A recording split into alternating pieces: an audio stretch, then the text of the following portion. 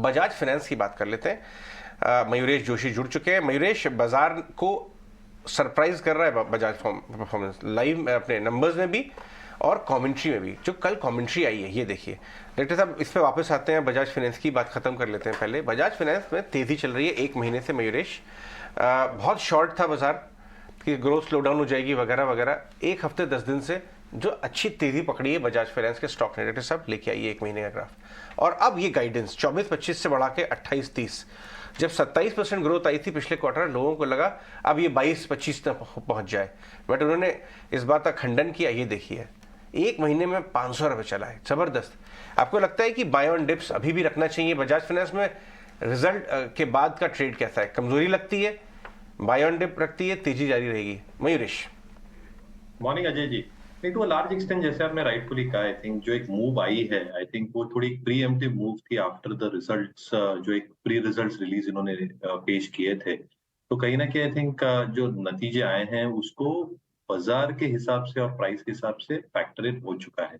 When it comes to the management commentary, you are absolutely right. I think जो EM growth का corridor इन्होंने बताया है काफी तगड़ा है। अज्यूमिंग कि स्लो डाउन फियर्स अगर वेस्ट में होते हैं और हमारे यहाँ भी थोड़ी सी आई थिंक नरमाट दिखती है, तो having said that I think जो जीएनपीएस एनपीएस में एक रिडक्शन हमने देखा है which is quite a significant one year on year basis पे, even on a quarter on quarter basis, ये काफी एक पॉजिटिव फैक्टर्स लाते हैं।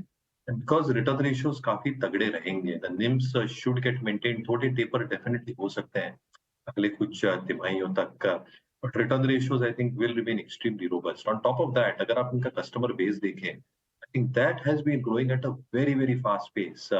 More specifically, I think जो क्रॉस सेल कस्टमर्स हैं 40 मिलियन के आसपास, ये जबरदस्त अपॉर्चुनिटी देती है उनके जो सुपर ऐप जो डेवलप हो रहा है उसके लिए, जहां पे ओपेक्स कॉस्ट और भी रिड्यूस होते जाएंगे in the coming few quarters. तो मूव आई थिंक बाजार ने प्रीएम की थी, numbers have been good as per market expectations. तो यस, आई थिंक एक पॉजिटिव ओपनिंग जरूर देखना हो बजाज फाइनेंस। बजाज फाइनेंस पर तो इनफैक्ट हमने डीप डाइव भी किया और निकुंज का भी कहना है कि गोल्ड के प्राइस पर डायमंड मिल रहा है। पोर्टफोलियो कैटेगरी का स्टॉक तो है ही।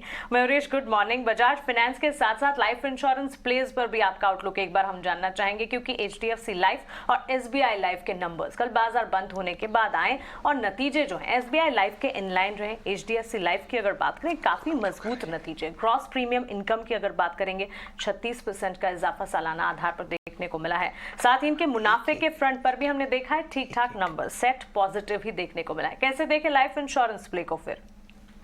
मॉर्निंग मानसी। नहीं, दो चीजें। एक आई थिंक जो मार्च तिमाही रहती है काफी I think tax saving schemes के बदौलत आई थिंक अच्छी खासी ग्रोथ देखने मिलती है, तो एक शायद एबरेशन का क्वार्टर भी रहता है in terms of growth numbers. Having said that I think जो न्यू टैक्स रिजीम 1 अप्रैल से लागू हुई है और जो खुद मैनेजमेंट का कहना है in terms of the impact, both HDFC life ICICI Pru के मैनेजमेंट ने बहुत स्पष्ट तरीके से कहा, इंक्लूडिंग मैक्स, कि जो उनका प्रोडक्ट मिक्स है at this point of time, expectations यही है कि 12 से 15% की जो एक डीग्रोथ देखने मिल सकती है टॉप लाइन में और बॉटम लाइन में, ये बिल्कुल मुमकिन है। दूसरा I think product mix, Mansi, ये वक्त में over the next few quarters and years बहुत महत्वपूर्ण रहने वाला है। क्या प्रोडक्ट्स आप लेके आते हैं मार्केट में, स्पेसिफिकली प्रोटेक्शन प्लान्स जो काफी लाइफ इंश्योरेंस कंपनीज लॉन्च कर रही है, नॉन पार्टिसिपेटिंग जिसे हम कहते हैं, जहाँ पे मार्जिन्स काफी अच्छी होती है। Value of new business margins सारी कंपनीज के लिए अच्छे रहे हैं, but new business premium growth कैसे रहती है ये देखना बहुत लाजमी होगा, specifically in terms of how the new tax regime will play out, और जो प्रोडक्ट मिक्स है specifically for a few players with in space. Having said that, मुझे लगता है आई थिंक जो ओपेक्स कॉस्ट होता है वो भी एक महत्वपूर्ण पहलू होता है।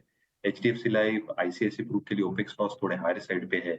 एसबीआई लाइफ के लिए including commission opex cost do not exceed 7.5-8%, और इनकी जो नेटवर्क है बैंक इंश्योरेंस की वो काफी तगड़ी है। तो आई थिंक इन लाइन जरूर रहेंगे एसबीआई लाइफ, बट अगर मुझे स्टैकअप करना है the players assuming all these factors, मुझे लगता है एसबीआई लाइफ स्टिल स्टेबल।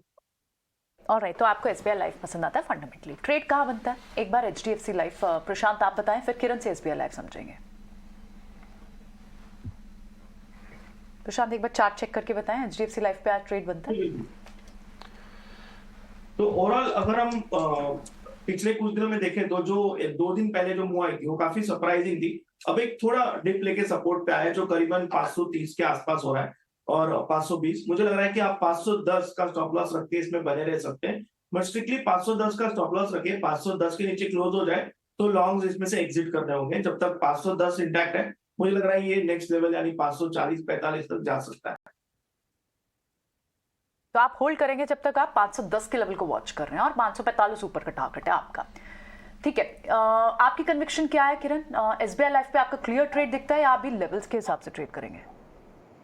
सो एसबीआई लाइफ की अगर हम बात करें तो क्लियरली हमने बजट के बाद जो एक करेक्शंस देखा था, कहीं ना कहीं 1055 के और 1070 के आसपास मल्टीपल बॉटम दिख रहे हैं और इसी के साथ हम आरएसआई के ऊपर है तो कोई भी मोमेंटम इंडिकेटर देखें तो वहाँ पे एक पॉजिटिव डाइवर्जेंस है। और रिसेंटली भी जिस तरह से कैंडलस्टिक्स पैटर्न के हिसाब से मल्टीपल डोजी कैंडलस्टिक्स के बॉटम जो है वो 1090 के आसपास है। तो clear trend current market price से दिख रहा है क्योंकि स्टॉक अपने 20 डेज 50 डेज मूविंग एवरेज के ऊपर ट्रेड कर रहा है। सो 1090 के नीचे आप कोई भी स्टॉप लॉस मेंटेन कीजिए। एसबीआई लाइफ में आप लॉन्ग करके जा सकते हैं। इनिशियल लेवल पे हम 1160 का टारगेट देख रहे हैं और जैसे ही 1160 क्रॉस करेगा तो एक inverted head and shoulder pattern breakout पे मिलेगा जिसके बाद 1200 तक के टारगेट एक्सपेक्टेड है। So as per risk reward ratio मेरे हिसाब से लॉन्ग करके जाना चाहिए 1090 के नीचे के स्टॉप लॉस के साथ। देख रहे हैं और आप यहां से लॉन्ग का ट्रेड लेंगे इन लेवल्स।